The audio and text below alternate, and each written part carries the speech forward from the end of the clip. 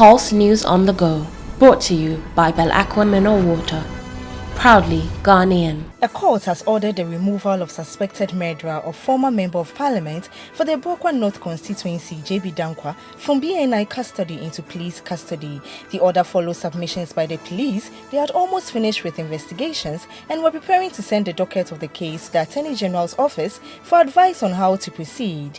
The suspect, Daniel Asiedu, has complained to the court about the treatment while in the BNI cell, and his lawyer, Augustine Obour, has been calling for a change in his custody.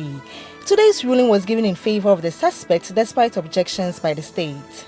A Counter Terrorism Unit has been set up by the President John Mahama to deal with any terror threat on the country. The unit, which will be headed by the President's Security Advisor Baba Kamara, was announced by the President after a quarterly meeting with Council of State members.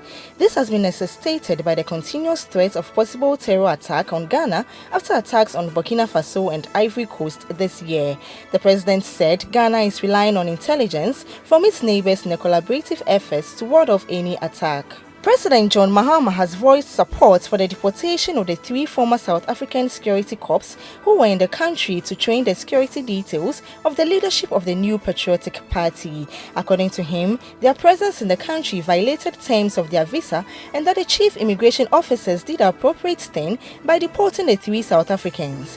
The president said, quote, "The chief immigration officer declared that they had violated the terms of their visa and so he removed them from the jurisdiction as he should do appropriately," unquote. The Ministry of Education spent 19,114 cedis to purchase private newspapers for 7 months, that is from September 2012 to March 2013, for management staff, according to the 2014 Auditor General's report. The audit report noted that though supplies were made to different locations within the ministry, no signed distribution list was provided for the auditors to confirm the recipients. The Auditor General therefore blamed the anomaly on inadequate administrative measures put in place to regulate expenditure on newspapers.